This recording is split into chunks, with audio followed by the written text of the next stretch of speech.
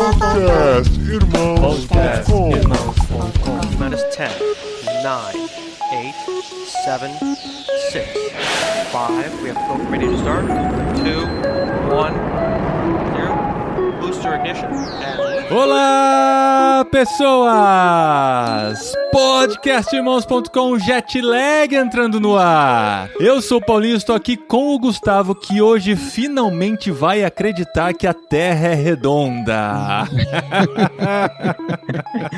Só mesmo estando aqui com o Ricardo, um piloto de satélite que já viu que a Terra é redonda, para poder acreditar nisso.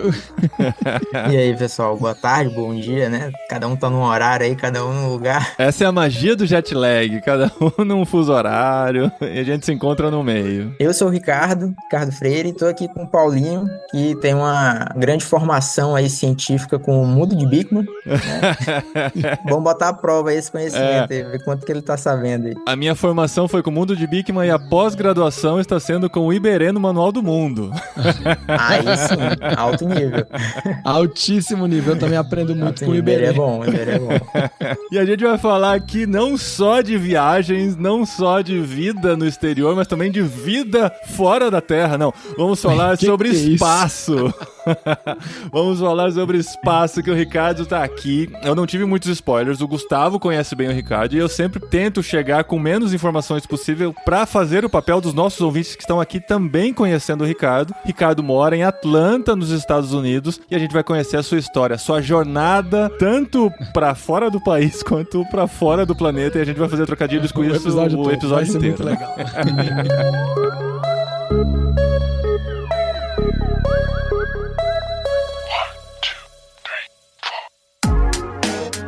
Ô, Gustavo, o Ricardo, então, é cria da casa, né? É daí de Brasília, mais um ponto pra Isso. Brasília aqui no Jetlag. Não só de Brasília, é da sua igreja. Então, eu nem sei se ele é daqui de Brasília, eu sei que eu conheci ele na minha igreja, ele tem uns sotaques. Isso é daqui de Brasília? Nasci em Natal, no Rio Grande do Norte. É. Mas saí de lá aí. muito cedo. Mas mantém o sotaque, cara. Um fundinho ali lá no fundo ali, né? Então, mas eu conheci o Ricardo na minha igrejinha local. Ele se casou com uma moça lá da igreja que eu conheço desde que ela era criança, eu já era adolescente, que ela é um pouco mais nova que eu. E o Ricardo, ele é uma daquelas pessoas super legais que tem as profissões mais esquisitas que alguém pode ter, né? Então o Ricardo, ele é um engenheiro aeroespacial, Paulinho. Uma Olha pessoa, pra ele isso. ser um engenheiro aeroespacial é muito esquisito. É quase como a Vitória, cuidando de bombas de petróleo. Você conhece um na vida, entendeu?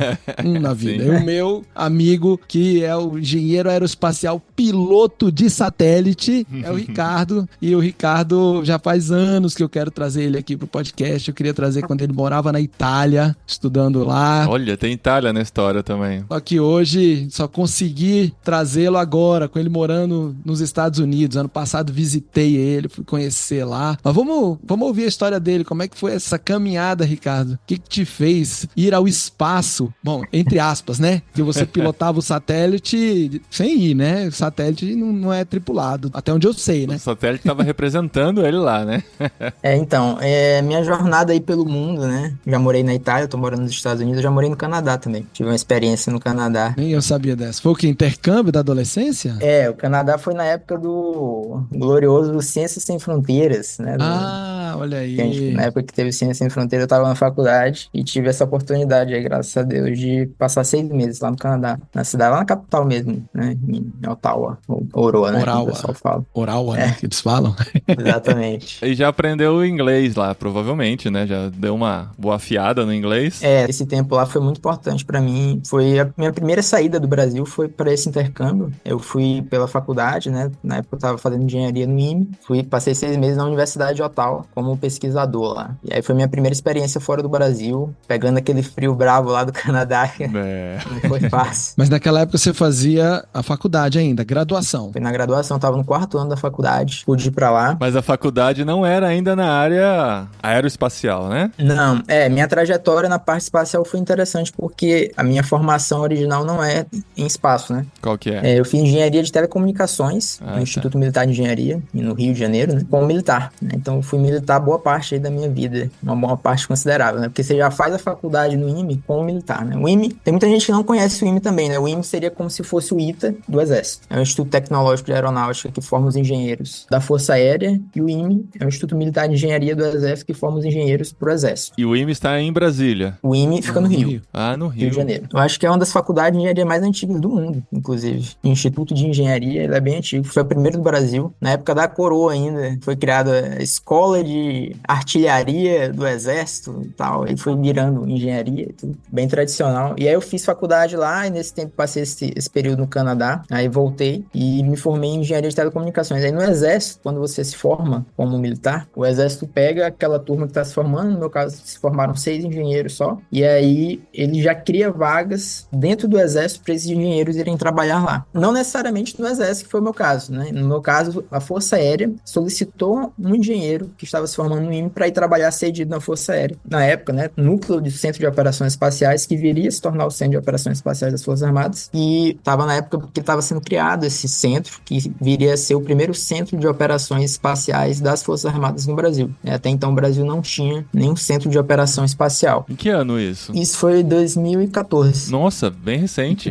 Recente, né? Loucura. Porque o Marcos Pontes já tinha ido pro espaço, tudo, e ainda não tinha nada voltado pro espaço aqui, lá no Brasil. Nossa, aqui aí já me perdi, né? Lá no Brasil. Só eu que posso falar aqui no Brasil. Só você, por enquanto. Infelizmente, o Brasil, ele tá bem atrás aí, né, em termos de desenvolvimento espacial. Inevitavelmente é um dos motivos de eu acabar ter vindo pra cá.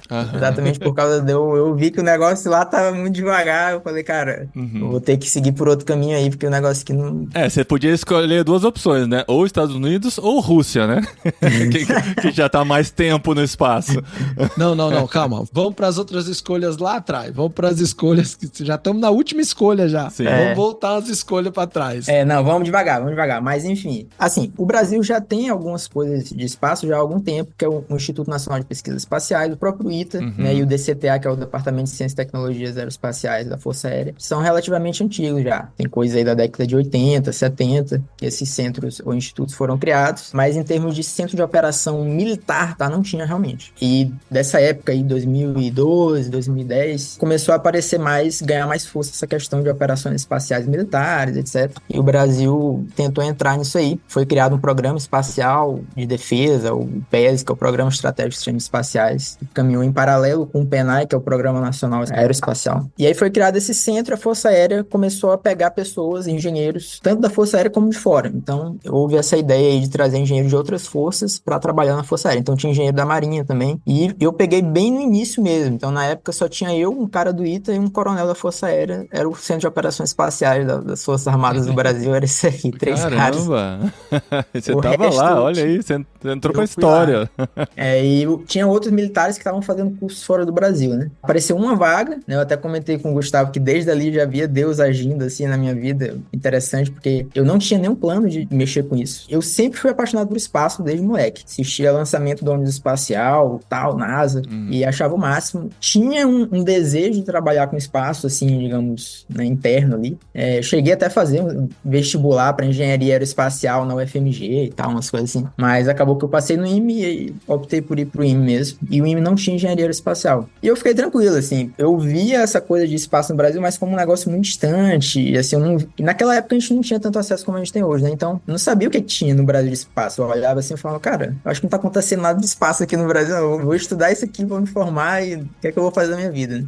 Aí eu meio que deixei esse sonho meio que adormecido, assim, e transformei ele mais como num hobby, uma coisa que eu gostava de acompanhar e tal. E aí, quando eu tava perto de eu me formar na faculdade, que tem esse lance das vagas, e o lance militar é interessante porque tem todas umas peculiaridades aí do meio militar. E, por exemplo, quando a gente vai se formar, eles têm 6 engenheiros se formando, o Exército vai abrir 6 vagas. Exatamente aquela quantidade de vagas para aqueles engenheiros que ninguém vai ficar sem emprego, né? E não vai ficar sobrando também. Ninguém vai ficar sobrando, né? E só que o que acontece? Essas vagas vêm de acordo com aquilo que o Exército entende como prioridade dentro da força. Então a gente não tem poder de ação que vai abrir, aonde vai abrir, só vem. E aí quando vem as vagas, existe uma classificação da turma, primeiro colocado, no Exército sempre tem essas questões de colocação. O primeiro colocado escolhe uma vaga dentre as 6 vagas. vagas, no meu caso. Aí o segundo escolhe o que sobrou, até que o último pega o que sobrar pra ele. Ele não vai ter escolha, ele vai pegar o que sobrar, né? É o preço do cara que estudou menos, digamos assim.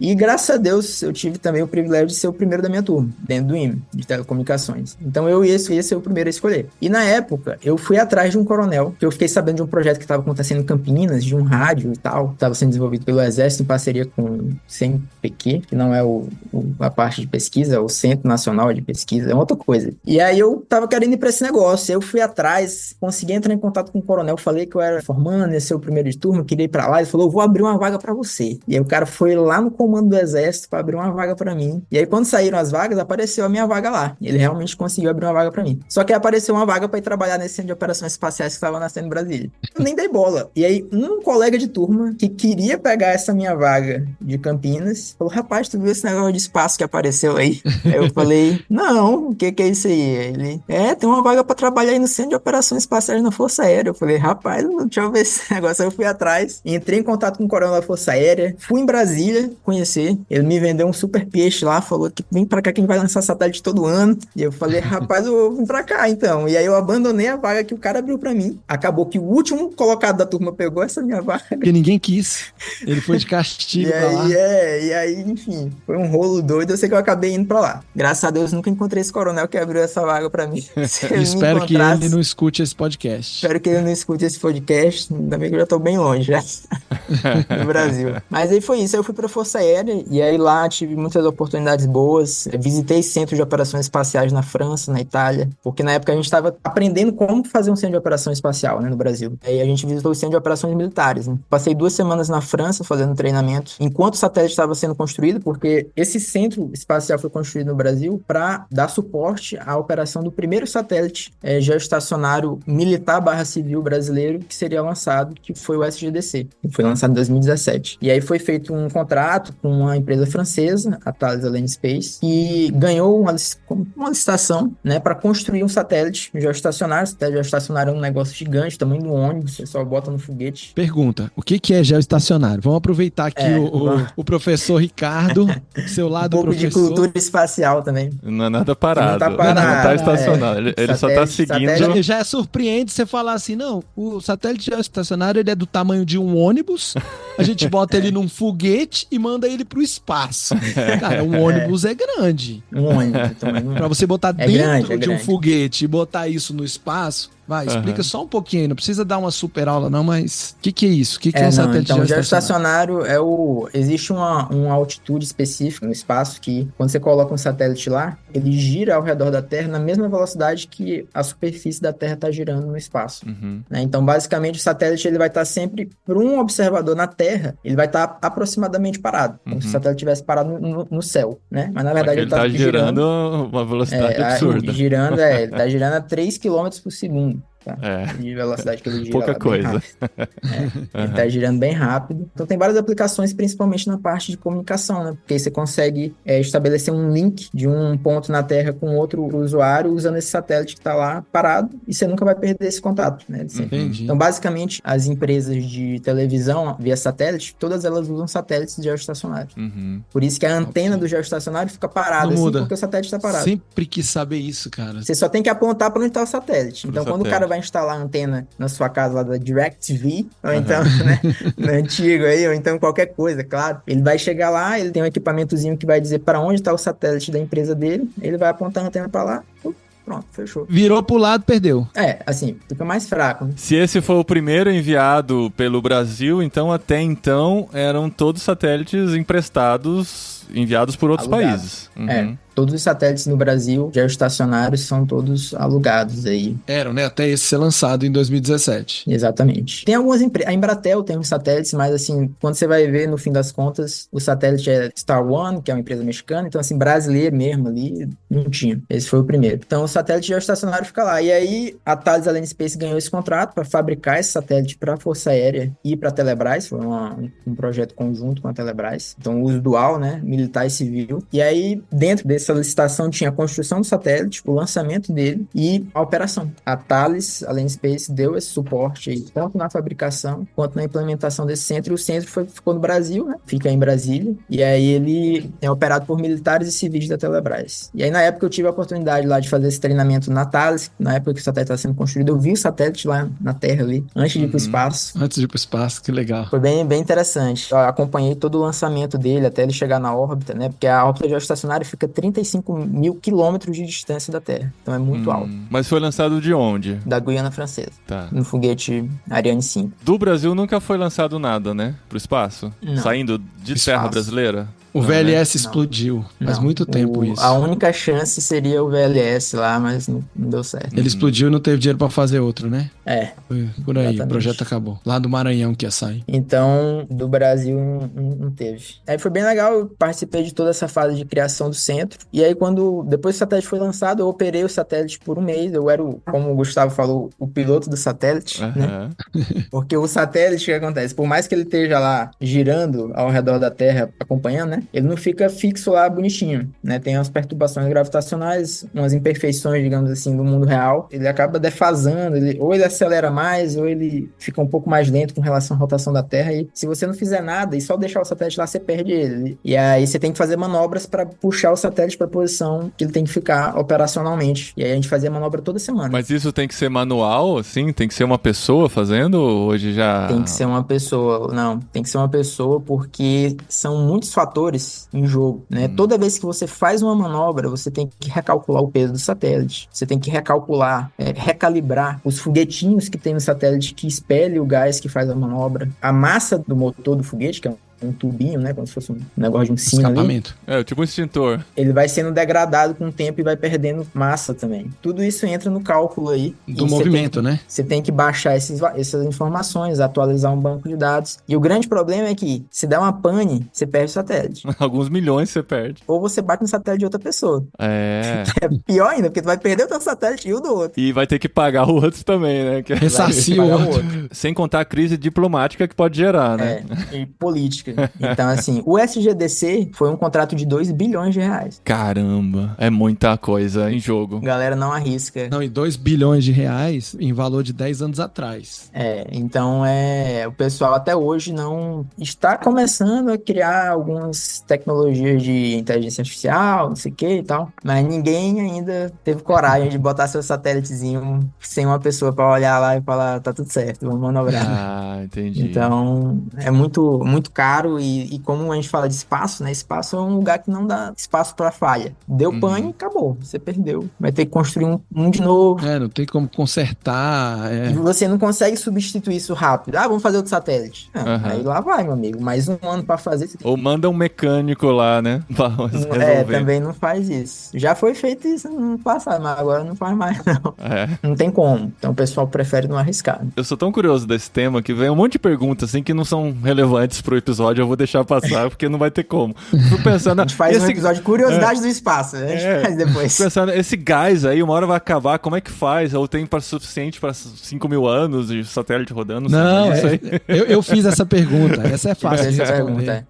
Basicamente, o que determina o tempo que o satélite vai ficar no espaço é exatamente o combustível que ele tem. Porque quando acaba, acabou. Não tem mais o que fazer. Ele vira lixo espacial. E esse, por exemplo, tá previsto para ficar lá quanto tempo? No caso do geoestacionário, como ele tá numa órbita muito longe, então você imagina aí, os astronautas estão a 400 km de altitude em órbita ao redor da Terra. A ISS. A ISS. Você pega os satélites de órbita baixa, que a gente chama, que são a grande maioria dos satélites que a gente tem hoje, os Starlink da vida e tal, eles estão numa órbita de entre 1.000 a 2.000 quilômetros. 1.000 a 2.000 quilômetros. O geoestacionário está a 35 mil quilômetros. Tá. Às vezes a gente não tem uma dimensão muito do que é isso, mas é muito longe mesmo. Sim. Os satélites, por exemplo, fora da órbita baixa, os satélites mais distantes da Terra são os satélites de GPS, são um dos que estão mais distantes, e os satélites de GPS, Galileu, GLONASS, satélites de navegação em geral, ficam em uma órbita mais alta que é de 20 mil quilômetros. Mas esses não são geoestacionários, o GPS não é. Nenhum desses são geoestacionários, também não, o GPS está rodando. Os satélites que operam na Terra mais distantes são exatamente os geoestacionários que estão a 35 mil, então eles estão bem longe. Então, como ele está muito longe, por isso que é feito um satélite muito grande, exatamente para que não tenha que ficar mandando toda hora, né? Além do fato que a gente tem uma limitação limitação de espaço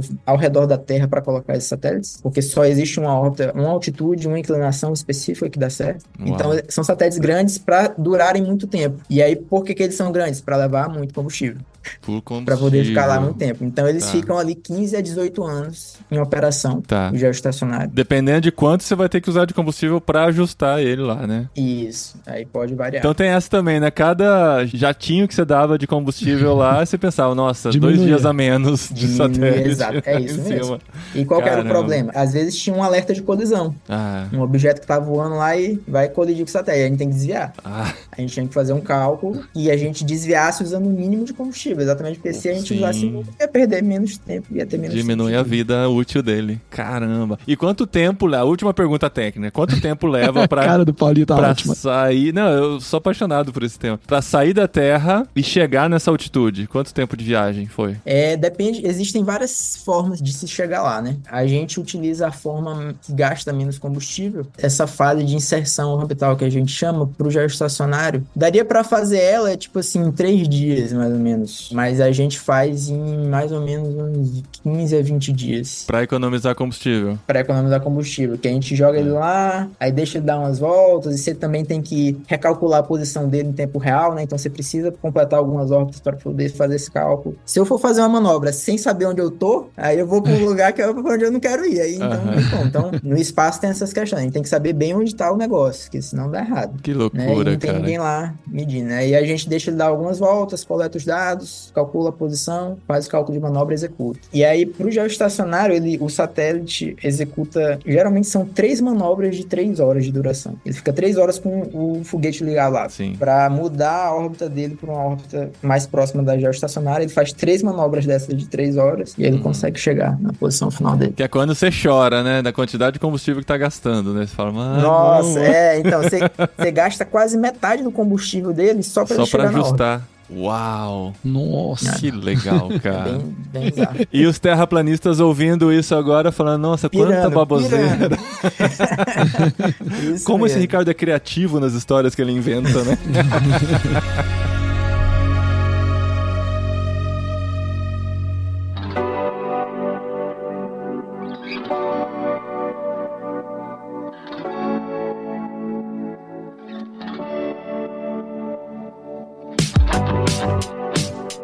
Mas aí você tava nesse projeto, trabalhando nisso. Voltando Aterriza. pra Terra agora. Traz pra cá. Aterriza. Nesse meio tempo que o satélite estava sendo fabricado / lançado, eu cheguei a operar ele 1 mês, só que eu tinha interesse já em estudar fora. O tempo que eu passei no Canadá me motivou bastante a explorar mais essas oportunidades. E eu sabia que elas existiam dentro do Exército, né, na época que eu tava lá. Eu falei, bom, vamos atrás disso aí. Eu tenho interesse, eu gosto dessa parte acadêmica, do mestrado, doutorado e tal. E aí inicialmente, meu plano era tentar fazer um doutorado fora pelo Exército. E aí o mestrado eu tava pensando em fazer no Brasil mesmo. E eu lembro que eu conversava com a minha esposa. Ela nasceu no Guará, viveu no Guará, em Brasília. Nunca quis sair de Brasília pra nada. Mas aprove o senhor ela se casar comigo. Que já tinha sido picado pelo bichinho de morar fora, né? Exatamente. E aí ela falou assim, vai fazer mestrado na UNB, larga esse negócio de fazer coisa fora. Eu falei, tá bom, deixa eu vou fazer logo mestrado aqui mesmo. Depois eu vejo esse negócio de doutorado e tal. E fui fazer mestrado na UNB mesmo. Aí eu comecei lá como aluno especial, fazendo umas disciplinas. E aí na primeira reunião de mestrado com o meu professor e um colega dele que estava acompanhando ele no projeto, na primeira reunião o cara virou pra mim e falou assim, um desses professores era da Itália. Ele era italiano, nasceu em Roma, fez faculdade, mestrado, doutorado lá em Roma e tava dando aula na UNB. E ele virou pra mim e falou assim, rapaz, tu não tá afim de fazer um mestrado na Itália em aeroespacial, não? Olha só, Você descobriu isso lá na UNB. Pô, bicho, tá sério? Péssimo plano da esposa, né, cara? A sugestão dela saiu pela culatra. Até hoje ela fala disso aí. Ah, mas foi legal vocês terem ido pra Itália. Foi. Ele mandou logo isso na primeira reunião. Ele falou assim, é porque ele conheceu o reitor da Universidade Aeroespacial lá. E o que acontecia? Eu tava, na época, como eu tinha formação em telecom, só que eu me formei e fui trabalhar nesse centro de operações espaciais. Fiquei 1 ano e meio trabalhando lá. E eu acabei migrando pra essa parte de espaço e manobra de satélite, etc. E eu sentia falta de uma base acadêmica, né? Porque eu não tinha. Eu estudei muita coisa por conta própria pra poder trabalhar. Aprendi a mexer nos programas, fiz certificações, etc, fiz um curso no ITA, estudei no ITA 4 meses no departamento de aeroespacial lá pela Força Aérea, mas eu sentia falta da base acadêmica, e aí eu falei, cara, o mestrado ia dar um up aqui, e aí ele veio logo com essa oferta, e ele falou, ó, consigo uma vaga pra você lá, ele já me conhecia e tal, ele falou, só não tem como pagar nada, eu falei, deixa comigo que eu sei quem paga esse negócio aí, que é o nosso glorioso Exército Brasileiro, né, braço forte, uma amiga, e o Exército, ele tem programas para especialização dos engenheiros, inclusive fora do Brasil, né? Eu tive colegas que fizeram isso, mas assim, extremamente difícil de conseguir, porque o militar, quando ele vai em missão no exterior, o Exército paga tudo. Ele paga as passagens, se você tiver cônjuge, paga a passagem do cônjuge. É uma expatriação. Ele paga um adicional de mudança, né, de transferência, e ele paga o meu salário lá onde eu estiver em dólar, o equivalente. Tipo assim, se eu recebia lá 7 mil reais, eu ia receber 7 mil dólares. Ah, 7 mil dólares, não convertido, tá. Ele paga o valor, o número, ele só muda absoluto. O cifrão. Ele só tira o R ali, ó. Que beleza. Tira o R do real ali. E fora isso, ele pagava um aluguel de até 2.500 dólares a parte do salário. Ou seja, é igual uma empresa quando expatria, paga tudo. Então assim, eu podia morar em qualquer lugar até 2.500 dólares, que cara, 2.500 dólares até hoje, nos dias de hoje. Você pode morar num lugar. Tu mora muito bem. E com salário livre. Então assim, tem gente que passa a carreira inteira pra conseguir um ano de exterior nas suas armadas. E eu, no meu 1 ano e meio de formado, Deus abriu essa porta aí. Eu fiz o processo interno do Exército, né? Então, fiz uma solicitação que foi pelo meu chefe, pro 02 da Força Aérea, pro comandante do Exército. É uma burocracia. Fiquei 4 meses nessa burocracia aí pra ver se saía ou não. E aí, pela misericórdia do Senhor, foi aprovado e saiu. E aí, eu e minha esposa, na época a gente não tinha filhos, fomos morar 1 ano na Itália, né? Então, eu consegui um mestrado de 1 ano. Lá na Itália, eles têm essa modalidade que você já pode entrar no 2º ano do mestrado. Para isso, você tem que ter feito uma graduação de 5 anos de engenharia, que é o nosso caso no Brasil. Porque lá na Itália, geralmente, eles fazem 3 anos de graduação, 2 anos de mestrado e saem como engenheiro, né? Como eu tinha 5 anos de graduação, eles pegaram, digamos assim, esses 2 anos a mais que eu fiz para eles, transformaram no 1º ano do mestrado, eu já entrei no 2º ano do mestrado lá. Caramba. Entendi, por isso que foi um mestrado rápido. Foi. E que era um mestrado em aeroespacial. E era um mestrado em engenharia aeroespacial. Que é o que forma um engenheiro aeroespacial lá na Itália. E o mestrado era em inglês, né? Você não falava italiano. Ah, tá. Exatamente. E aí, lá na Itália, eles têm essa opção também de você fazer o mestrado em inglês. Esses italianos são muito legais, não são? Gente, Paulinho boa é demais. italiano, Ricardo. Paulinho é italiano. Eu nem não tava lembrando disso. Poxa, Paulinho, isso é Só italiano. sangue, só o Paulinho. sangue. Exatamente. Então, eles têm uma modalidade lá, que é o pós-graduação para estrangeiros deles, né? Que aí eles fazem em inglês. Não precisava do italiano. Acabou que lá, na época que eu morei lá com a minha esposa, a gente fez 6 meses de curso italiano com uma professora lá particular, né? Porque, enfim, a gente já tava lá, né? E fora que, assim, o italiano, o inglês, eles não curtem muito, não. Você chegar sem o italiano lá. Em alguns lugares ali. Mas aí você conseguiu aprender um pouco de italiano. Aí a gente estudou italiano. Pelo menos o básico ali pra ir no mercado. Tal. Só aprender o prego, o tchau, já tá O tchau. feito, né? Buongiorno. Já era. O buongiorno. Mas aí foi bem legal. Aí a gente foi pra lá, fomos pra Roma, né? Eu fiz o mestrado na Universidade de Roma La Sapienza, universidade fundada em 1303, né? Que louco isso. Olha aí, da mais antiga do Brasil pra mais antiga da Itália. Mundo, uma das mais antigas, do mundo. Mas a mais antiga da Europa tá aqui na Espanha, cara.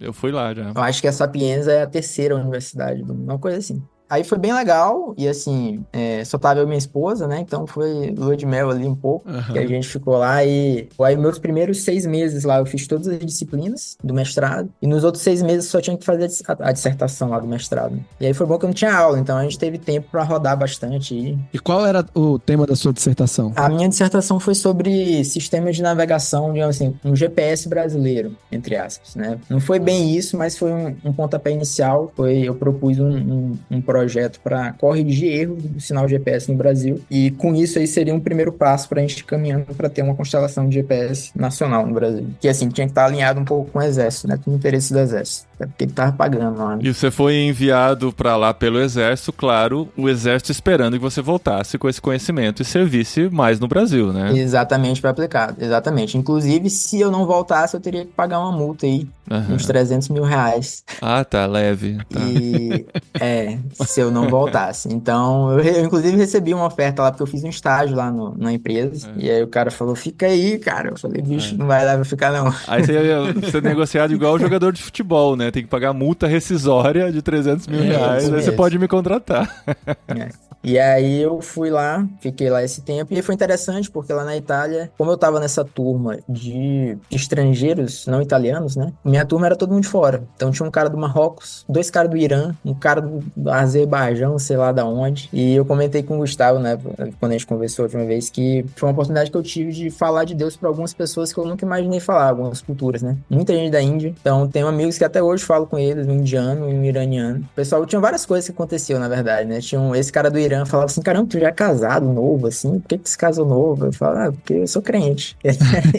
Crente não pode ficar enrolando, não. Aí ele, como assim? E aí já puxava e tal. Então, assim, tive a oportunidade de falar de Cristo pra um cara do Irã. Olha só. Algo que eu nunca imaginei na minha vida. Além do cara ser do Irã, ainda nesse meio científico avançado, né? Científico, no meio científico, qual é a principal religião aí desse meio que você vive? Ah, não, o pessoal geralmente não tem religião. Não tem nenhuma, né? Agnóstico, ateu, não segue muita coisa, não. No caso desse pessoal lá, né, por exemplo, o indiano, né, eu lembro que eu fui evangelizar o indiano, que era amigo meu, eu falei, rapaz, eu vou falar aqui sobre uma pessoa aqui chamada Jesus. Ele falou, conheço, eu acredito em Jesus, assisto filme de Jesus toda hora, eu sei tudo sobre Jesus. Eu falei, eu lembro que a primeira vez que eu falei com ele, eu fiquei sem reação, eu fiquei assim, eu falei, caramba, como assim, cara? Eu tava planejando explicar um monte de coisa, cara. Tava ensaiando, né, que ia falar. Aí ele falou, não, Jesus é Deus, com certeza, ele é um dos 33 mil deuses que eu acredito. Eu falei, ai, caramba, tem que pensar numa outra abordagem aqui agora. O ateu nessa situação é você, né, que só crê em um Deus.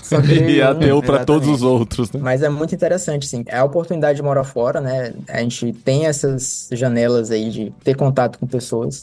Que é a diáspora, né? São o povo andando no mundo, né? E a gente não iria, né, digamos assim. Eu não tenho plano de ir na Índia. De eu ir pro Irã também não, então... Entendeu? A chance de trabalhar com cientistas aeroespaciais iranianos no Irã e poder falar de Jesus pra eles é zero, né? E é um lugar que, assim, eu fiquei um ano, eu não vi nenhum evangelista chegando lá na Sapienza, no departamento de aeroespacial, pra ir pregar pra esses caras, né? Então, realmente, a gente tem a oportunidade de alcançar pessoas aí. Não tinha nem CRU, nem esses movimentos universitários na faculdade. Isso aí ainda lá na Itália, nós nem chegamos nos Estados Unidos, mas lá na Itália não tinha nada. Não, na Itália não tinha, não. E você chegou em alguma igreja enquanto você estava lá? Frequentar alguma igreja de brasileiro, de italiano? Sim, a Itália foi um período crítico aí, porque Roma, né, cara? 1.500 igrejas católicas à vontade lá, agora evangélica, rapaz, não tinha. A gente ficou, eu acho que a gente ficou praticamente os primeiros 6 meses procurando igreja. Aí depois desistiu de procurar. Aí a gente achou uma que a gente falou, vamos ficar nessa que é o que tem. Mas ainda não era ali uma igreja reformada mesmo, né? Então, assim, as igrejas que tinham lá, cara, uma que a gente achou mais reformada todas eram italianas, assim. Fiquei sabendo recentemente que a Presbiteriana de Pinheiros abriu agora uma igreja lá, né? Vai abrir, sei lá. A gente ficou, e minha esposa, quando a gente olhou isso, a gente falou, caramba, a gente foi no tempo errado. E a pessoa estivesse lá. Mas você achou alguma italiana, já tá ótimo. Aí tem igrejas italianas lá, cristãs, né, evangélicas. A gente foi em uma aqui bem, tipo, aquele templo gótico, assim mesmo, da época de Lutero ali, um velhinho lá na frente pregando um púlpitozão de madeira. A média idade da igreja era de 90 anos, sei lá. Eu lembro que eu ficava brincando com a minha esposa, eu falava, não, amor, os jovens devem estar no acampamento, e algum domingo eles vão voltar. Sim. E aí a gente ficou uns 4 domingos indo lá e os jovens eles não voltavam. Então, assim, a gente viu realmente a igreja morrendo lá, né, na Itália, assim, igreja evangélica, né? Aquela geração era a última daquela igreja, inevitavelmente. A não ser que aconteça algo extraordinário aí, sobrenatural naquela igreja lá. E assim, você ia pro culto, a acústica da igreja era horrível, não dava pra entender o que o cara tava falando, todos os velhinhos dormindo. Então, tipo assim, né? Não tem outro destino pra essa igreja a não ser fechar, realmente. Que dó. E aí a gente rodou muito, aí a gente achou uma igreja que tinha um pastor brasileiro que pastoreava lá, só que ele pastoreava em italiano, para os italianos, né? E era uma igreja tinha um louvor um pouco mais contemporâneo ali e tal, mas não era reformada também. Não é a igreja do René lá, não? Missionário da Cepal? René Breuel? É esse mesmo. Olha aí, Se tivesse perguntado Era pra ele? mim, ó, você não perdia Olha 6 só. meses procurando, cara. O marido É da a igreja Sara. do René. O marido O da marido da Sara. Sara. É. Olha, aí ó, você Mas falou da da Sara. Cru, o pai da Sara e a minha mãe frequentavam a ABU na mesma época, né, na fase adulta da ABU, né? Minha mãe era na faculdade, o pai da Sara era na faculdade e os dois trabalhavam em movimento de evangelismo na faculdade, tanto meu pai quanto o pai dela. É, a E Sara aí, tá envolvida até hoje com... a Sara, com a ABU. a Sara é Tá, diretora eles são- do movimento Lausanne no mundo. Então, ó, se É, tivesse esse- falado esse com o evento. Gustavo ou Olha. comigo, a gente teria indicado. Tá vendo? Quem me Tá vendo? indicou? Não, quem me indicou, Gustavo, acho que foi tua mãe, cara. Olha É, aí. deve ter Ah, sido, foi a porque, Marta era- que falou. porque é o sogro né, do René, é o amigo dela. Não, a gente foi atrás, que a gente falou, cara, Eu a gente não tá conheço achando igreja aqui. Eles falaram, vai lá na igreja do René e tal. Não conheço a igreja, mas vocês vêm lá como é que é. A gente foi, a gente falou, não, vamos ficar aqui. É, e é uma igreja italiana, apesar de ele ter plantado. italiana. É com italianos, italiana. né? É, pra alcançar os italianos, né? Legal. É. Muito bom. Aí a gente ficou lá e tal. Isso, mas foi período curto, porque aí você voltou pro Brasil. Aí voltamos pro Brasil, voltei lá pra Força Aérea, né? Então fui um militar do Exército que nunca trabalhou no Exército. Eu fiquei minha carreira inteira na Força Aérea. Inclusive, isso não é uma coisa comum, porque o oficial só pode ficar 3 anos fora da Força. Na verdade é 2 e esticar pra 3, eu fiquei 7. Olha. Mas foi porque no meu caso, como eu fui me especializando muito, né? Só tinha eu. Tanto é que quando eu voltei com o mestrado, que eu fui cadastrar o mestrado lá pra receber meu adicional lá, né? De curso de pós-graduação, eu tive que criar o mestrado em aeroespacial dentro do Exército, porque ninguém nunca tinha feito. Então foi bem precursor Pioneiro, mesmo né? nessas coisas, pioneiro aí. Mas aí você volta pra trabalhar lá na Trabalhei na Força Força Aérea. Aérea. Operações. Até porque Servir. eu tava devendo 3 anos de trabalho pro Exército, que ele pagou lá fora. Ah, são 3 E aí- anos que eu tinha que voltar. Isso, tem que Você ficar ficou 3 um, anos. paga 3. Paga 3, exatamente. Tá. Se tivesse ficado 2, eram 6? 2 eu acho que são 5, né? Não é proporcional. Mas tem que ficar um tempo bom. E aí, fiquei esses 3 anos lá. E eu vou ser sincero que eu não tinha interesse em sair, não. Eu tava até gostando do que eu tava fazendo lá. O grande problema foi que depois desses 3 anos, o Exército, infelizmente, tem uma política que, assim, ele quer movimentar os militares dentro da força. Então, o militar não pode ficar muito tempo no lugar só. É meio que uma regra interna que vem de uma tradição, digamos assim, que tem um sentido em determinadas áreas militares, principalmente para os militares combatentes, né? Que é o cara que realmente o cara da infantaria, cavalaria e tal. E aí, infelizmente, eles aplicam isso pro engenheiro. Só que isso aí pro engenheiro não é bom, né? Porque, assim, à medida que o cara vai ficando mais tempo, ele vai ganhando mais conhecimento, se especializando mais, né? E aí, tu pega o cara, quando ele passa lá 2, 3 anos se especializando, joga ele em outra coisa nova e bota um cara novo no lugar dele. Um super especialista tem que aprender a fazer outra coisa. Você, ao mesmo tempo, perde o cara que sabia muito, aí ele vai ter que aprender um negócio novo. Aí você bota um cara que não sabia nada pra aprender um negócio novo. É. Então é um negócio meio sem sentido, mas pra eles é o que vale. E É quem sou eu pra importante. discutir? Não tem como questionar, né? No exército, assim, senhor, não senhor, quero ir embora. E no meu caso, eu pedi pra ir embora. Pede pra sair, né? Pedi pra sair. Então, quando deu esses 3 anos aí, eu sabia que eu iria voltar pro exército, inevitavelmente. E eu não tinha interesse em parar de continuar trabalhando na parte espacial. Assim, não fazia sentido pra mim. Eu falei, cara, eu não vou pegar um mestrado em aeroespacial na Itália, já tenho 6 anos de experiência na área. E eles estavam querendo me colocar lá pra fiscalizar móvel e cadeira lá no É quartel o lá. Eu castigo. falei, cara... Nossa, cara. Não, isso aí é demais pra mim. Aí eu falei, não, vou ver se eu consigo alguma coisa fora. Mas daí você já tava pagando a sua carência, né? Mas Você já tinha tava acabado, fazendo minha tava carreira. no final. No É. tempo que eu tive lá, eu tava trabalhando na operação do satélite, pilotando o satélite lá, igual o Gustavo falou. É complicado, assim, cara. Teve até, na época, um coronel me achou, um coronel do exército descobriu que eu tava na Força Aérea, falou, isso aí, eu fui promovido a capitão, sem nunca ter trabalhado no exército. O coronel ficou sabendo disso aí, ficou louco. Ele falou, isso é inadmissível, um militar nunca ter tirado um serviço na guarda, como tenente, não sei o quê, porque como eu tava na Força Aérea, eu não fazia nada militar, só coisa técnica, que eu tava em outra força. Então a galera achou que eu tava me dando bem e tal, e aí no exército tem esses ciúmes aí lá dentro, infelizmente. E aí, ele queria me tirar da Força Aérea a todo custo. Ele falou, não, eu vou te tirar aí. Ele me encontrou lá mais ou menos em outubro, ele falou, até janeiro tu tá fora da Força Aérea. Eu falei, tá bom. Fazer o quê, né? Nisso aí eu já tava planejando o que eu ia fazer, né? Então minha primeira tentativa seria um doutorado fora. Se não saísse nada, eu ia procurar emprego mesmo. Apareceu esse coronel, eu falei, rapaz, agora já era. Mas aí, graças a Deus, essa minha saída da Força Aérea acabou chegando no comandante da Força Aérea do Brasil. E o comandante da Força Aérea, que é o oficial mais antigo da Força Aérea dentro do... Cada força tem o seu oficial mais antigo, né? Exército Marinha Aeronáutica. E aí o comandante da Força Aérea falou assim, enquanto eu estiver aqui, o Ricardo Freire não sai. Bateu o pé. E aí conversou com o comandante do Exército, o comandante do Exército falou, deixa o maluco lá. E aí eu fiquei ainda um tempo. Só que é um negócio muito incerto, assim, né? Que muda esse comandante, vem um outro cara que não me conhece, vai deixar fazer qualquer coisa. De repente, tira você de lá, né? Nisso aí eu apliquei pro doutorado. E aí minha ideia já era vir para os Estados Unidos. Eu apliquei só para as universidades aqui. Mas esse doutorado não seria pelo Exército, nem pela Não. aeronáutica aí. Não. Particular Não, mesmo. não porque... Eles não pagariam outra saída sua, né? Primeiro, eles não pagariam. Né? Porque eu virei, né, ovelha negra lá dentro, porque eu já tinha ido pra Itália, tava fora da força, não sei o quê. E segundo, que se eu fosse, eu teria que ficar amarrado no exército mais infinitos anos aí. Também não tinha interesse. E várias outras questões também que acabaram me motivando aí a sair. E aí eu apliquei pro doutorado aqui, aí fui aceito na Georgia Tech, que é onde eu tô agora, em 2021. Aí vim pra cá com a minha esposa, a gente já veio com 2 filhas pra cá. Esse período aqui em Brasília foi frutífero. Pra gerar 2 filhas. Foi frutífero, exatamente. E chegou então em Atlanta.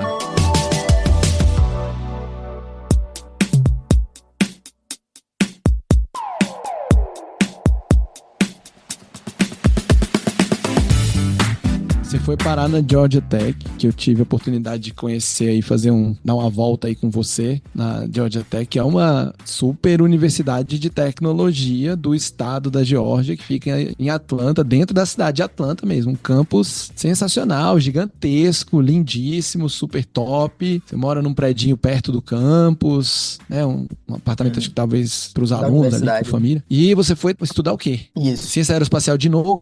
Engenharia de novo? Isso, aí eu fui aceito para um doutorado em engenharia aeroespacial, né, aqui na Georgia Tech. Então, os Estados Unidos, a realidade da engenharia aeroespacial aqui é outra. Então, claro, assim, né? Basta ver o que eles já fizeram. Eles têm um pouquinho mais de experiência, né, cara? Coisa pouca. Pouco ali à frente, né? Então, assim, então aqui o negócio os Estados Unidos é surreal, cara. Nessa parte espacial, tecnologia em geral, né, mas na parte espacial especificamente, os Estados Unidos vêm com essa herança foi o primeiro país a desenvolver a tecnologia espacial no mundo, né? Junto com a antiga União Soviética, na época da Guerra Fria. Então, os Estados Unidos tem o pioneirismo dele aí, tem a questão da soberania dele mundial em termos de desenvolvimento tecnológico que eles gostam de ter. E aí eles não fazem por menos, né? Então, os caras investem muito pesado aqui. É um negócio, assim, que eu nunca vi nem na Itália, nem em nenhum outro canto, nem na França. E olha que, assim, nos últimos anos reduziram bastante o investimento, né? Por causa da questão da corrida espacial e tal, e a crítica até, né, da população com relação ao investimento nisso, em detrimento de investimentos em outras áreas e tal, e mesmo assim te assustou a quantidade de investimento, né? Não, é loucura isso aqui, cara. Isso aqui não existe, não. O que acontece aqui. Não existe em nenhum outro lugar, não. A gente vem ali, teve a época da Guerra Fria, que foi aquele investimento pesado, foi pra Lua, um negócio absurdo, né?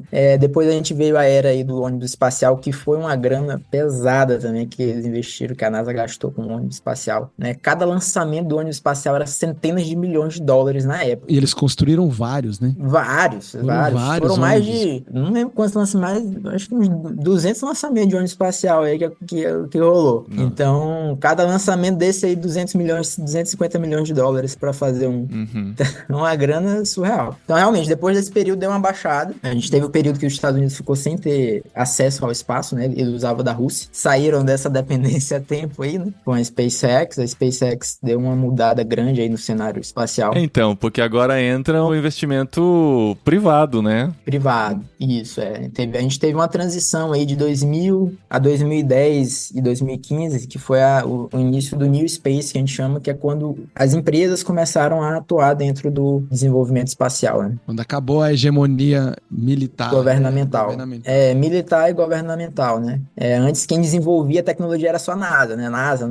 Agora não. Agora você já nem vê tanto mais NASA. Você vê a SpaceX, Blue Origin, Virgin Galactic e tal, que as empresas entraram aí nesse circuito. Então, assim, aí aqui os Estados Unidos, ao longo desses anos, né, ganharam um conhecimento absurdo. eles têm planos progressivos de exploração espacial, né? Então, retorno para a Lua de forma permanente, a exploração de Marte. Eles têm muitas frentes de desenvolvimento tecnológico espacial, porque eles têm esse entendimento de que o desenvolvimento da tecnologia espacial, ele é aplicado na Terra, né? Então, os resultados do que é desenvolvido para o espaço reflete na nossa vida aqui. Tanto é que quem é o dono do GPS? É os Estados Unidos. Os Estados Unidos é o dono do GPS. Se os Estados Unidos chegar um dia e quiser falar assim, ninguém mais vai ter GPS, ele desliga o sinal da galera e acabou, entendeu? Caramba. Só eles vão ter. Eles têm esse poder. Os Estados Unidos têm uma frequência de GPS que só eles têm acesso, que é para uso militar. Só os Estados Unidos têm acesso a essa frequência. Talvez seja a mais precisa possível. E é mais precisa, exatamente. Se ele quiser desligar a geral, ele desliga. E aí acabou. E aí pronto. Ninguém mais ganha guerra nenhuma. Aí acabou o avião, todo mundo para de funcionar. Acabou o avião, acabou o míssil, acabou tudo. A gente volta pro guia 4 rodas. Abre o guia 4 rodas lá pro manual e vai, acabou. Não tem jeito. Mas o míssil dos outros países usa o GPS para se guiar? Tem isso que usa.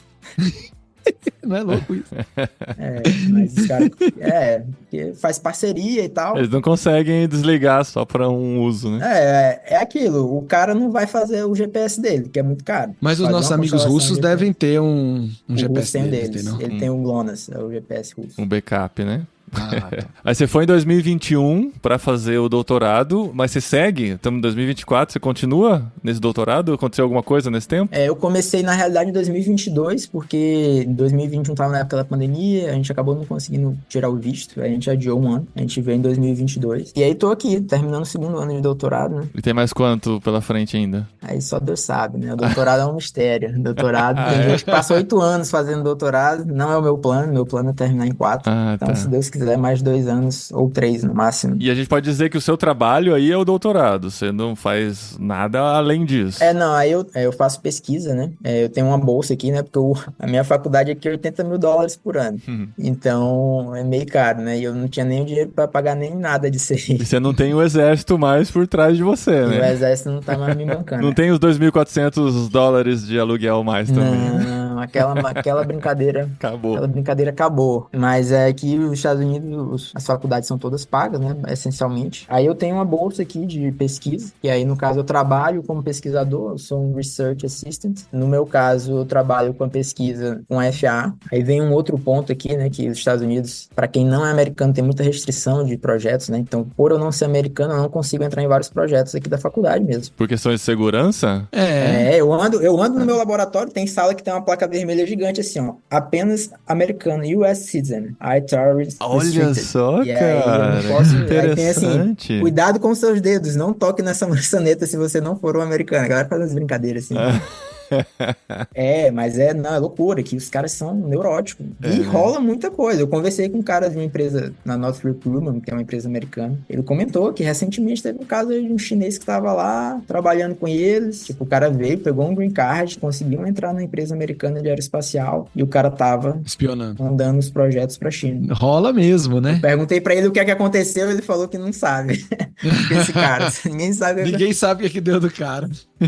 Então assim, é bem crítico. Aí o que acontece? No meu caso aqui, eu faço a minha pesquisa que me financia. Por exemplo, eu não posso receber nenhum financiamento na parte espacial de nada aqui, porque eles só financiam projetos com cidadãos americanos ou com quem tem green card. Aí eu peguei um projeto da FAA, que não é com espaço, é com coisa de helicóptero, inteligência artificial e tal, ciência de dados, está relacionado com a parte aero, mais aero do que o espacial, né? A parte aero é mais liberada. Quando você bota o espacial, aí os caras já são americanos, green card. Mas eu consegui, graças a Deus, entrar em alguns projetos. Aí, no caso, são projetos que não tem dinheiro envolvido, não diretamente. Mas qual foi aquele da Lua? Então, não tem dinheiro me pagando. Foi um projeto, digamos assim, de pesquisa puramente. Que foi no meu primeiro ano, eu consegui entrar em um grupo de um projeto com o NASA Johnson, que o NASA Johnson... Aqui, eles têm uma dinâmica muito interessante nos Estados Unidos, né? Que os órgãos públicos, o Ministério da Defesa aqui, né? O DoD e as empresas vão para as faculdades, levam as demandas delas para as faculdades, transformam isso em um tema de pesquisa, os alunos trabalham nesses temas, né, e aí todo mundo sai ganhando, porque a gente pode atuar em algo relevante que vai ser aplicado numa empresa, ou na NASA, ou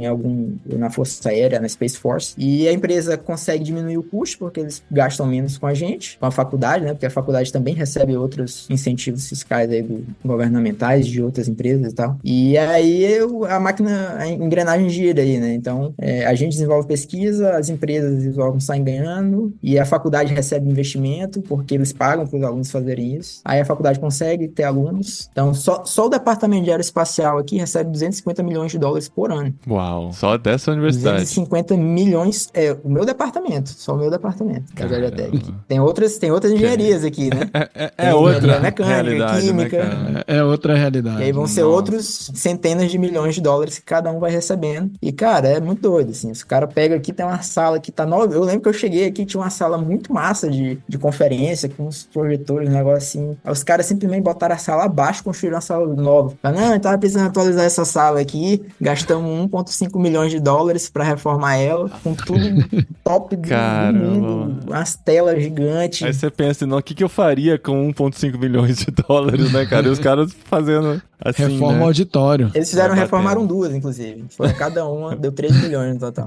Nossa. Eu queria conversar um pouquinho sobre a sua percepção da cultura estadunidense, digamos assim. Porque a gente vê, né, se for dizer assim, no Brasil, o que a gente mais tem informação é dos Estados Unidos, né? Pela influência, cultura toda que a gente consome e tal. E influência mesmo, né, da cultura dos Estados Unidos no Brasil é muito forte. Quando você chegou aí, o que você esperava e o que te chocou, assim, que foi bem diferente do que você esperava da convivência? Já tá aí há 3 anos, né? 3 anos e pouco. 2 anos. Principalmente nesse âmbito universitário e tal, você já falou dessa coisa dos cidadãos, né, americanos, das restrições que você tem, mas com relação ao relacionamento ou aos hábitos, te assustaram? O que te chamou a atenção nesse período? Em termos culturais gerais, né, assim, o interessante desse mundo acadêmico, que pelo menos aqui na Georgia Tech eu vi, né, tem muita gente de muito lugar do mundo. No meu laboratório mesmo, as estatísticas lá só tem 36% americano das turmas.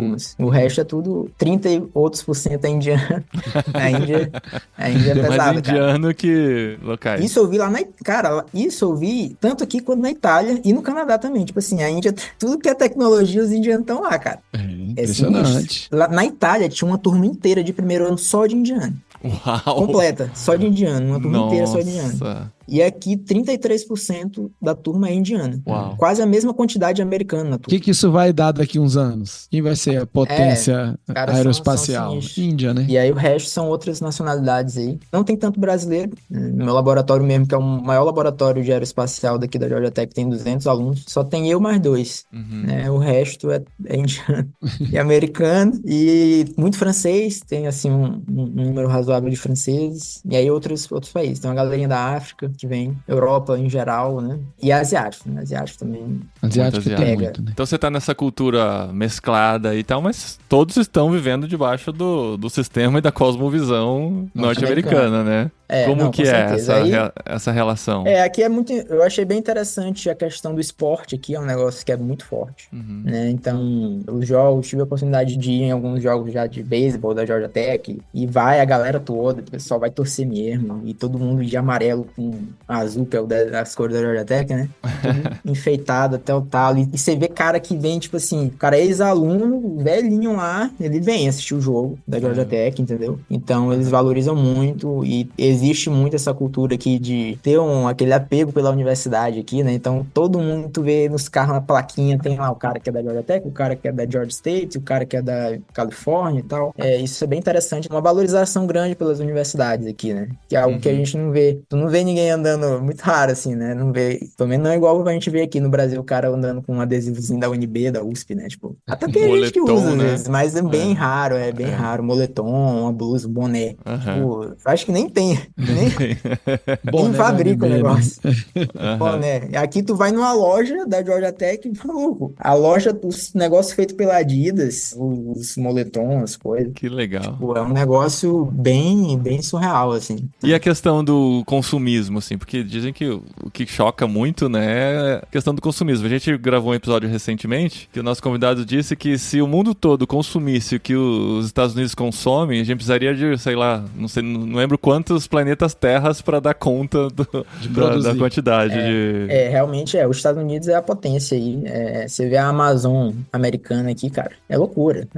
É o tempo inteiro caminhão da Amazon rodando, carne da Amazon passando, fazendo entrega. Aqui na faculdade mesmo, quando a gente vai pegar alguma coisa ali no mail room ali, tá sempre cheio e o sistema funciona muito bem aqui, né? Então, tipo assim, tem same day delivery na Amazon. Tipo assim, eu compro aqui e chega no mesmo dia. Eu acho que tudo isso foi ajudando a impulsionar isso aí, né? Então, realmente, o consumo aqui é alto, assim. Você vê que tanto lojas em geral, mas o mercado digital também tem crescido bastante. Tem muita facilidade, né? E muito incentivo ao consumo, né? E aqui, assim, o que acontece? Você consegue viver, eu acho que, digamos assim, você tem um poder de compra maior um pouco, apesar de que a inflação aqui também tá razoável. Teve uma mudança grande aí, teve uma inflacionada em geral aqui, mas ainda assim o poder de compra é alto, né? Então, a gente tem alguns amigos brasileiros aí, que muito brasileiro vem pra cá pra trabalhar, né, aí na faxina, na obra e tal. O cara vive bem, pô. Ele tá trabalhando lá, né, tipo, você olha e fala assim, pô, o cara tá trabalhando na construção ali, montando armário, a mulher tá fazendo faxina e tal. E, mano, os caras tão tudo com os Toyota do ano, morando numa casa sinistra, comprando Amazon todo dia rodo. Porque os caras fazem dinheiro e o dinheiro Gira. Aqui, né? Quando eu fui aí nos Estados Unidos, eu tava conversando com um amigo, ele andando de Tesla. E ele falou, não, eu dei uma entrada de $4.000, pago $800 de prestação, e daqui 3 anos eu entrego o Tesla, pego outro Tesla com mais uma nova entrada e sigo. Aqui no Brasil, R$800 mil pra você comprar um Tesla. É outro jeito de fazer. Primeiro, tem algumas coisas que são, igual eu falei, o poder de compra é maior aqui, então você compra um Mercedes-Benz, um GLC 450, sei lá, de 7 lugares por $50 mil. Você não vai comprar um Mercedes de R$50 mil no Brasil, novo, zero, né? Tem essas diferenças aí. E aqui tem o lance do financiamento, que os Estados Unidos é feito para você viver no crédito. Viver em dívida, né?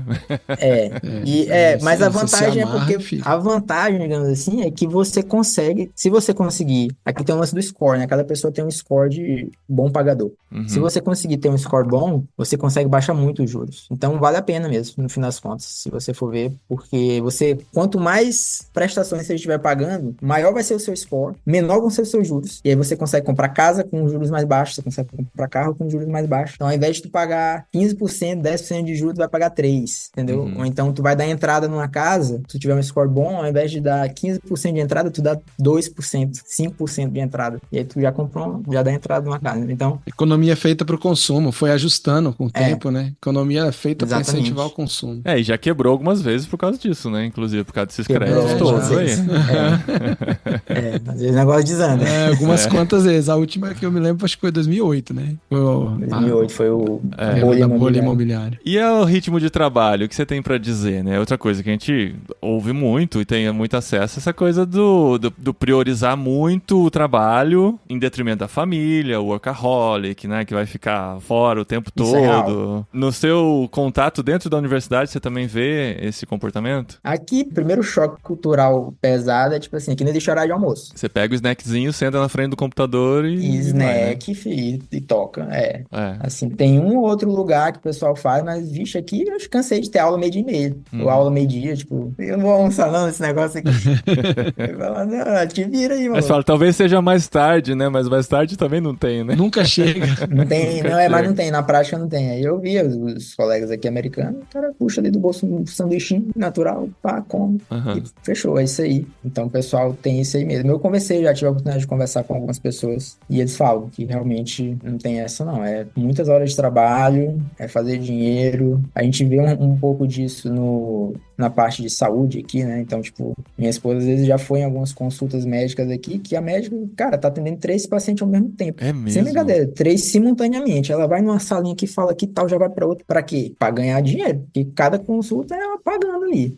E o objetivo é o dinheiro. Então, assim, tratava minha esposa mal, sacou? Tipo, de qualquer jeito. Não tinha aquele lance brasileiro de conversar e tal. Não existe. Então, a gente vê realmente que o pessoal se perdeu. E, assim, até até entre os brasileiros, o pessoal que trabalha às vezes na faxina também, na construção, cara, os caras não estão nem aí. Eles botam, por exemplo, tá agora no verão, que o sol vai se pôr mais tarde aí, 9 da noite, é trabalhar enquanto tiver sol. Os caras ficam lá, construindo, montando casa. Quanto mais trabalha, mais ganha, né? 9h30, 10 horas da noite, o cara tá lá, porque ainda dá. Enquanto houver fôlego nos pulmões, o cara vai ficando. Cara, eu fui em 2010, a realidade era jeito. outra. Mas eu lembro, conheci um cara que ele trabalhava o dia todo numa loja de informática, como vendedor, e à noite ele pegava o carro dele e ia distribuir jornal na porta dos quartos de hotel, cara. Passava a madrugada deixando o jornal na porta dos quartos, cara. E muitos falam que, vou fazer isso só pra juntar um dinheiro um tempo e depois só eu pra volto. juntar um dinheiro, nunca para. Nunca para,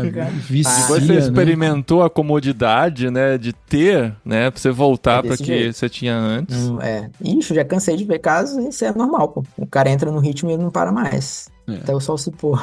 Até o sol se põe em definitivo pra vida dele, né? Pois é, cara. É brabo isso aí. Uma coisa você tem que ficar alerta também, né, cara? Você tá nessa realidade, Sim. né? Você tem que estar com a mente no lugar, né? Porque pode ser levado também. É que você tá no meio dessa turma, você tá focado aí. É assim, não é sempre assim, tá? Então, eu já tive contato de gente que trabalha em empresas que o cara tem bom senso na empresa. Então, o cara tem horário de almoço, 1 hora de almoço, tem férias também normal, um mês, tem empresa até que dá 1 mês e meio, tem empresas que dá 60 dias de paternidade. Tem, mas não é a maioria, são raras.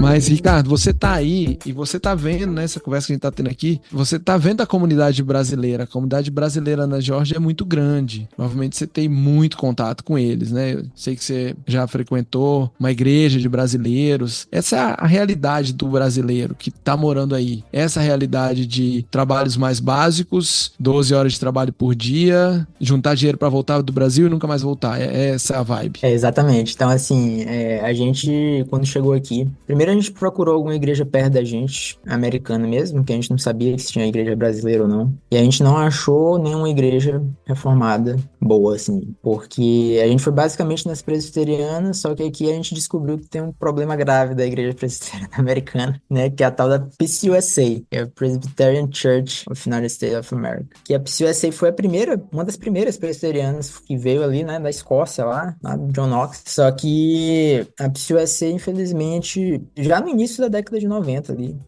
década de 90 não, dos anos 1900, na verdade, 1930 ali, já começou a caminhar por um lado mais liberal, né? Ou já desde ali começaram a acontecer divisões, né? Então, da PCUSA nasceu a PCA, saiu a OPC, e aí tinha umas divisões de Old School, New School e tal. E atualmente a PCUSA é totalmente liberal. A gente passou um tempo tentando ir para igrejas americanas, não achamos nenhuma aqui perto, e a minha esposa a gente tava sentindo falta, né, de ter mais contato com a comunidade brasileira e tudo. E aí a gente ficou sabendo que tinham igrejas brasileiras aqui. E aí a gente achou uma, que era uma igreja teoricamente presbiteriana de brasileiro aqui. E aí a gente começou a ir lá, em 2023, né? E aí lá a gente teve contato com muito brasileiro e lá a grande maioria do pessoal tá realmente trabalha. E assim, cara, isso é normal aqui, tipo, o pessoal vem, tem gente que vem, tá ilegal. Entra com visto de turista e fica, né? Tem meio que uns esquemas aí que tu vem com visto de estudo para inglês, e aí tu fica com visto de estudante aqui, vai renovando, mas aí a galera trabalha na faxina, na construção e tudo. Trabalhos informais, né, em geral, que não tem que ter o Social Security Number, né, que em geral, para você conseguir trabalhar aqui, você tem que ter tanto o Work Permit, né, que é o permissão de trabalho, e o que seria equivalente ao CPF no Brasil, que é o Social Security Number. Aí o pessoal não tem, né, e aí eles vão trabalhando aí. E o pessoal fica, cara. A gente tá aí há 7, 8 anos trabalhando, veio com visto turista, fica aí, o cara já abre até empresa, tem empresa aqui, tem tudo, e vai vivendo. A grande maioria é nessa realidade aí mesmo. Mas você buscou uma igreja brasileira pra poder ficar mais próximo do povo brasileiro? A gente acabou procurando a igreja brasileira, porque quando a gente chegou aqui, foi muita coisa que aconteceu, né? A gente tava num nível de realidade no Brasil que a gente vivia bem, e a gente deu uma baixada considerável de nível aqui. E A gente ficou um ano sem carro, porque a gente não conseguiu comprar o carro. Tivemos muita despesa no começo e tal, então a gente teve algumas complicações financeiras inicialmente. E a gente tava precisando, assim, de alguém pra acolher a gente, assim, sabe? Uhum. O americano não tem essa pegada, né? E aí apareceu essa igreja brasileira, cara, a gente chegou lá, os caras vinham pegar a gente aqui todo domingo a 30 milhas, 15 minutos de carro na highway, pegava a gente aqui, levava pra igreja, trazia de volta, todo domingo, Caramba. fez uma escalinha lá pra pegar a gente e tal. Então a gente foi, assim, realmente muito acolhido lá e a gente optou por ficar lá, né? E você sente falta, né, de ter o contato com a sua língua ali e tudo. Ainda mais a esposa com as crianças. Ela não tinha o inglês, e ela não tinha o inglês, né? Então, pra ela ia pra igreja domingo e ficava lá, né? Tipo, Pra cara, se não tô sentir sendo em casa, alimentado né? aqui. Uhum.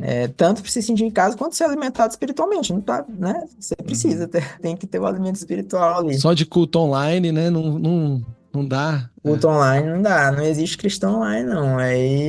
Então, assim, tudo isso corroborou pra gente ficar, né? Então, ter uma igreja na nossa língua é diferente, cara. A gente ficou um tempo congregando em algumas igrejas americanas aqui, mas não Funcionou. são muitas coisas. Não foi, né? funcionou. Funcionou. Aí a gente acabou indo pra essa brasileira aí, depois a gente acabou saindo dela. É outra história, né? Mas além dos brasileiros, você tem contato com outros povos, né? Porque quando a gente fala dos Estados Unidos, a gente tá falando de gente de toda parte. Aí, não vou nem perguntar se você tem contato com nativos, mas como que é, assim, no seu trabalho, né? Cientistas, pessoas dessa área que são mais difíceis até de compartilhar, né? O evangelho, porque a maioria deles ou vai ser agnóstico ou vai ser ateu. Como que é o compartilhar o amor de Deus nesse ambiente? Assim, no meio acadêmico de engenharia especificamente, né? Tanto lá na Itália quanto aqui, né? Eu vi que tive a oportunidade a gente tem a oportunidade de ter contato com várias culturas, na verdade, né? Então, por mais que a gente esteja em um local, a gente acaba tendo acesso a outras porque é um meio que já tá bem heterogêneo, assim, né? Então, tem, igual eu comentei, bastante indiano, bastante diferentes países ali da Europa, né? África. É interessante porque a gente é exposto a algumas situações diferentes do que comumente a gente tem, digamos assim, no Brasil, né? No Brasil, em geral, você vai ter o cara ali que às vezes que é católico, etc., às vezes que tem alguma religião, ou que não tem nenhuma, né? Aqui a gente tem essas questões de contato com outras religiões não tão comuns, né? Igual o pessoal da Índia, né? Que tem lá o cara acredita em Jesus, né? Então, tem muito contato com o indiano. O pessoal da África, né? Que eu tive contato com algumas pessoas da África, tem um pessoal católico lá, também que me surpreendeu um pouco, né? Mas tem, até mesmo no meio acadêmico. E tem o pessoal também que não acredita em nada, né? Isso aí acontece bastante, né? Eu já tive contato, esse foi um colega que eu tive que foi no Brasil que eu tive esse contato com ele, nem foi fora, mas que mostra um pouco, em geral, como que é o pessoal dessa parte mais de ciência, que ele não acreditava em Deus, e aí eu comecei a falar de Deus pra ele, falar de Cristo e tal, e é interessante que, assim, é relativamente fácil, às vezes, pra você entrar no tema, né, não é tão complexo, porque, geralmente, os caras são muito céticos, né, e ao mesmo tempo, o pessoal gosta de seguir algum raciocínio, lógico, para aquele negócio. Claro, cientistas vão na lógica, né, cara? Vão com os argumentos lógicos. Quando você confronta, o cara quer vir Ele quer te rebater. É ruim porque o cara é cabeça dura às vezes, né? Mas ao mesmo tempo dá uma abertura, né? Tipo assim, né? O cara geralmente, na grande maioria das vezes, o cara não vai cortar. Ele não vai chegar, não quero falar disso. Ele te escuta. Ele quer conhecer, ele tem a curiosidade, porque a gente tem, o engenheiro tem muito esse lado de resolver problemas, né? E de curiosidades. Então a gente quer, aí quando aparece um negócio que virou um problema, fala, não, mas como assim existe Deus? Mas pra mim não existe Deus. E aí, como assim? Aí vai. Aí você consegue. Eu já tive discussões com colegas, né? O cara começa a vir com argumentos ali, né? Mas, não, a Bíblia não foi modificada não sei quantas vezes e tal. Aí tu fala, não, mas Jesus. Aí o cara começa a perguntar. Eu tive um colega que ele não acreditava em Deus nem nada. E aí ele começou a despertar uma curiosidade nele. E aí ele vinha me perguntar, eu dei uma Bíblia pra ele. Ele nunca tinha lido uma Bíblia. E ele era muito introvertido, assim, era um cara que pra tu conversar com ele. Tipo, isso acontece muito também. Tem muita gente muito introvertida no meio da engenharia e tal. O cara, você não consegue puxar uma frase completa dele. Mas que ele fala, não, assim, não, aí pronto, acabou. E esse cara, ele começou a despertar, né? Eu lembro que ele veio falar comigo um dia do nada. Tipo assim, ele raramente vinha falar comigo. Tipo, eu que sempre ia, né, puxar conversa, né? Aí um dia ele veio falar comigo e falou assim, por que Jesus teve que morrer? Se ele era Deus, né? Tipo, Olha só, aí. Entregou de bandeja, hein? Já deu a deixa. Exatamente. Eu falei, porque a gente pecou, né? E ninguém iria conseguir pagar por esse pecado, só o próprio Deus vai pagar por ele. E aí foi bem interessante. Mas assim, é um perfil que a gente vê em geral do engenheiro, né? Mas assim, eu acho que o mais interessante é a questão de estar fora do Brasil e no meio científico é poder ter esse contato com outras culturas, pessoas que eventualmente você não iria no país da pessoa. Poder falar pra ela e estando no meio também que de vez em quando tem um cara lá no meio da praça ali da Georgia Tech falando de Bíblia e tal, aparece ainda, mas assim, tipo assim, o cara entrar num laboratório não entra, né? Então, realmente eu acho que é uma oportunidade muito boa que a gente tem. Você tá num lugar que poucos conseguem chegar, poucos cristãos conseguem chegar, né? Poucos cristãos têm interesse de chegar, né? Porque pra você chegar lá, você tem que gostar de espaço, você tem que fazer faculdade, mestrado. Gostar de espaço o pessoal até gosta, mas quando vem pra matemática, o negócio então. Vamos fazer as contas, como é que manobra esse satélite aqui, a galera pula fora. Não, exatamente, Por isso que eu fico só no Iberê e tal, e pra mim já é o suficiente. Ele já faz as contas pra mim, eu já entendo, e aí vai. Matemática é pesada. E aí, então, você tá aí... A pergunta que eu sempre faço no final das nossas conversas, tá no seu processo de doutorado. Você imagina encavar alguma coisa, alguma vaga aí, sabendo que tem tanto investimento, né, na área? Você gostaria de ficar por aí, ir para um SpaceX ou para a NASA ou por qualquer outra empresa que esteja investindo nessa área hoje? Ou já bateu aquela saudade de casa e o que você mais quer é voltar pro Brasil? Principalmente sua esposa, né? Pelo que você contou aí. Muita coisa vai acontecendo ao longo do tempo, né? Tem muitos paradigmas que são quebrados. Então a gente vê que os Estados Unidos não é o melhor lugar do mundo, que muita gente acha, tem essa ilusão, né? Falando, vou para os Estados Unidos, que lá é o paraíso na Terra. E não é. Não tem nenhum lugar assim, né, cara? Não tem, né? Não tem. Então, aqui tem muitos pontos, assim, que deixa a desejar, né? Então, a questão da saúde, que não é bom. Por mais que seja um país de primeiro mundo, tem uma tecnologia alta, mas o sistema de saúde aqui é muito complicado. Para os médicos, em geral, tem muito essa questão do mercenarismo aí. Além de ser muito caro também. Né? Então, cara, comida é um negócio complicado, porque a gente morou na Itália, né? Nossa, cara, aí você comparar, aí não adianta, cara. São várias coisas. Pô, tu quer comer um negócio, não acha um lugar que tu tem uma comida que tu paga e tu fala assim, igual tu vai no Mangai. Igual tu vai num Coco Bambu no Brasil. Você não acha isso fora, pô. E aí, pô, tu vai passar a vida inteira indo comer Olive Garden. Tipo aqui. E fast food, Olive Garden e fast food. Tipo assim, cara, tu vai no shopping, aí tu fala, não, eu vou no shopping. Sei lá, tu vai no shopping e tal. Aí tu tá lá passeando, não, vou comer aqui. Não tem nada pra tu comer decente no shopping aqui nos Estados Unidos. É tudo fast food. Nada, até comida normal é fast food. A única coisa que vai ter lá é um monte de comida chinesa, que eu descobri depois que não é chinesa de verdade, é American Chinese Food, né? A gente tem amigos chineses aqui, né, na faculdade. E eu lembro que a gente foi conversar com ele, a gente, pô, a gente adora o panda e tal, que tem um fried rice e tal, não sei o que, aí a gente foi perguntar como é que é lá na China, vocês comem essas paradas, eu não comi nada disso aí. Aí falou, como assim? Eu falei, não comemos nada, tudo que tem aí no Panda Express, no China Box, a gente não come nada disso aí. E caraca, adaptado, de sacanagem ele é. Eu falei, vocês comem o quê? Rapaz, a gente gosta de comer pato frito. Como assim, mano? Pato frito é o nosso prato predileto. E aí eles levaram a gente pra comer no restaurante chinês, aí eles falaram, a gente vai levar vocês no restaurante chinês de verdade, a gente foi. Aí o cara trouxe lá o patozão frito, ele frita o pato inteiro, assim, ó. Meu Deus. O pato frito. Então, comida é difícil. Mas você não acha. Então, ou é uma comida chinesa que é só açúcar e gordura, ou é frango frito, KFC, não sei o que lá, ou é McDonald's, hambúrguer, e aí... Que no começo é gostoso, né, cara? Você vai descobrindo o Five Guys, você vai descobrindo as diferentes, assim. Tem uma coisa boa, tem um Wendy's. Mas depois, cara, depois de um mês disso... Só que não dá pra você viver comendo isso a vida inteira, entendeu? Aí a comida é um negócio que eu sinto que pega. Então, assim, sobre o meu futuro, a gente não sabe ao certo o que a gente vai fazer da vida, não. A gente nem ao mesmo tempo, tipo assim, falou, nunca vou voltar no Brasil. A gente viu que você pode ser feliz sim no Brasil. Tem gente... Não, porque tem gente que o cara, tipo assim, o cara, pra ele, é impossível ele viver no Brasil. E a gente até entende, em alguns casos, que isso é verdade, porque às vezes o cara vem de uma realidade no Brasil muito ruim. A gente conheceu pessoas que, às vezes, a realidade dele era o quê? Ele vivia ali na comunidade no Rio de Janeiro, que era gente morrendo e eu tinha que ir embora da escola porque tava tendo tiroteio. Aí o cara vem pra cá, pros Estados Unidos, que tem ainda muita coisa rolando aqui, né? Também não é, tem gente que acha que aqui é segurança 100% sendo na rua. Aqui em Atlanta mesmo, se tu sair bem aqui, 2 metros aqui do campus, tu já aparece uns caras ali que tu não vai querer ficar lá, não.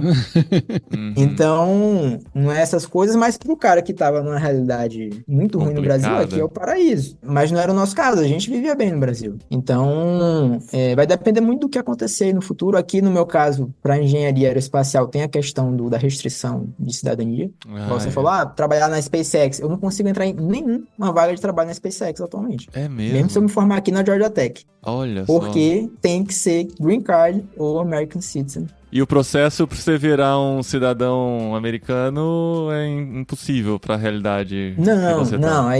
Então aí o que acontece? Conheço várias pessoas aqui que se formaram aqui no meu laboratório que estão com Green Card, né? Tipo, existe um caminho que você aplica por um tipo de Green Card que é o EB2NW, que é o National Interest Waiver, que é o profissional de interesse nacional, né? Que não significa que você vira cidadão americano. Não, mas eu ganho Green Card, eu viro cidadão permanente. Eu posso morar aqui permanentemente. Mas ele tem essa categoria, né? Porque aqui na Europa, por exemplo, ou você é cidadão ou você não é. Ou você tem visto pra morar e tal. Aqui, aí não, você tem categorias de cidadãos, né? Você pode virar intermediário.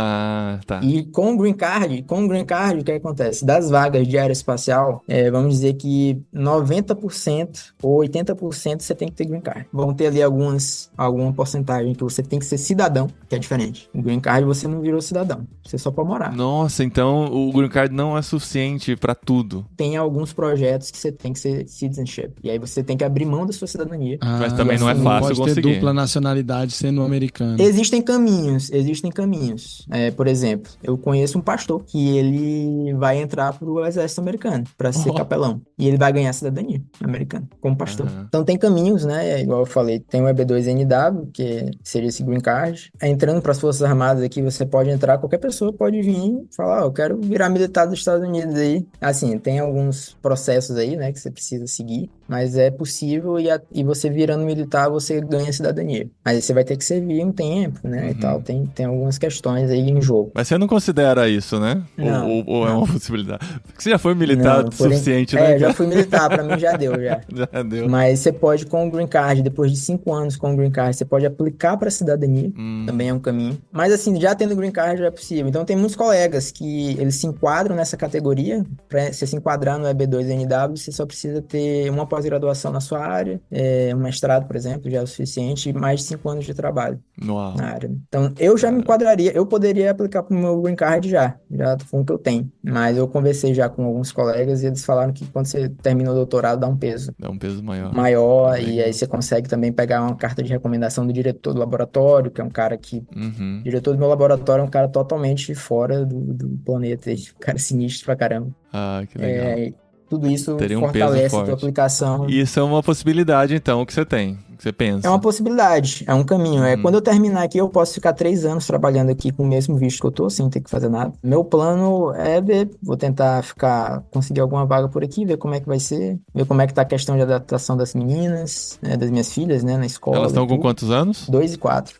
Novinhas. Uma já começou na escolinha em agosto, setembro do ano passado. Foi o primeiro maternal aí, né, na escolinha. Já tá falando inglês fluente já, assim. É muito rápido, né, cara? Criança, é surreal, né? Minha esposa ficou morrendo de inveja. Ela falou, cara, eu tô aqui já há 2 anos, não tô falando ainda, menino em 3 meses já tá muito fluente. Rápido, é impressionante. E fala com a pronúncia local ainda, né? Perfeito, não tem nem sotaque. Nativa. Muito louco. E aí, então assim, aí é que a gente vai fazer realmente, tá realmente na mão de Deus aí, a gente vai ver. Muito bom!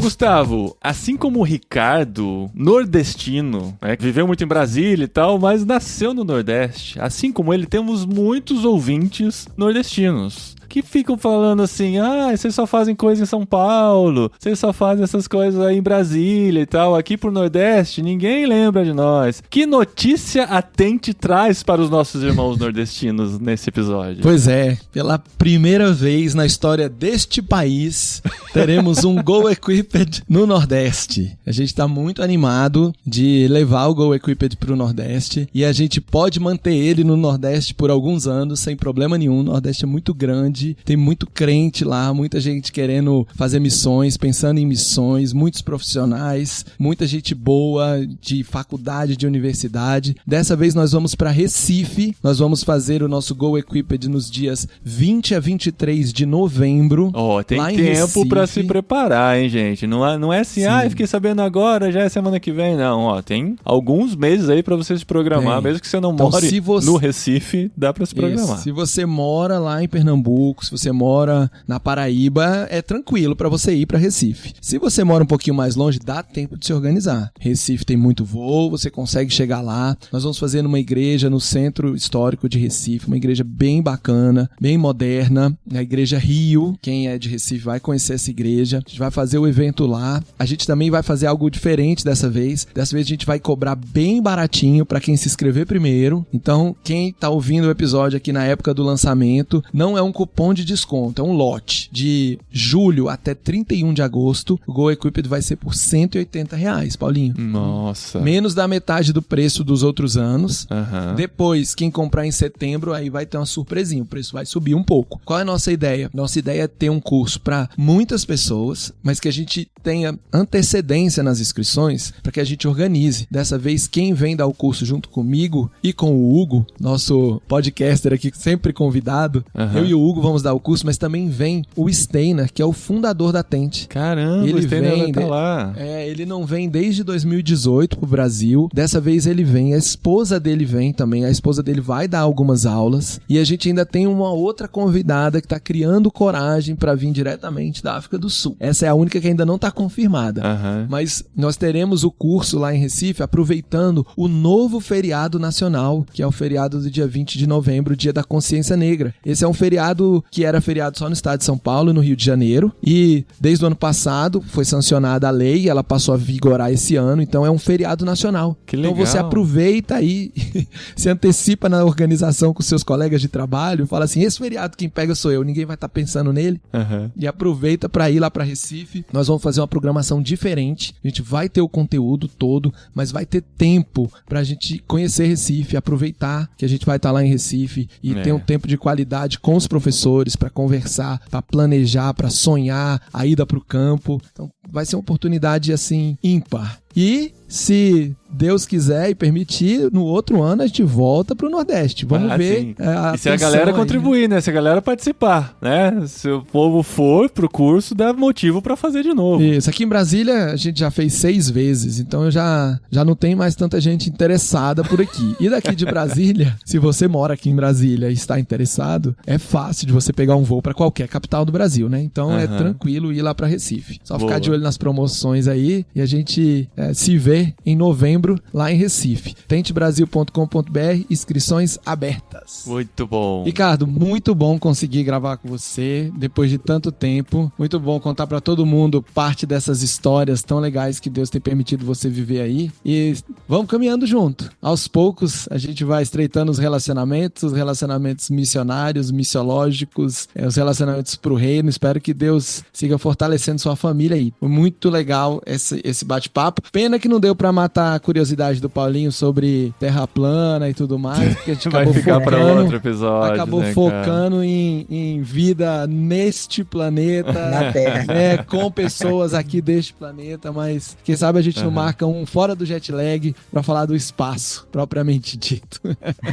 Tranquilo. Valeu, Gustavo. Mas é isso, Ricardo. Valeu mesmo. Obrigado pelo seu tempo e por finalmente a gente conseguir fazer essa gravação e se dar uma aula aqui. Se a gente tivesse pessoalmente, eu gastaria mais umas 2 horas fazendo um monte de perguntas.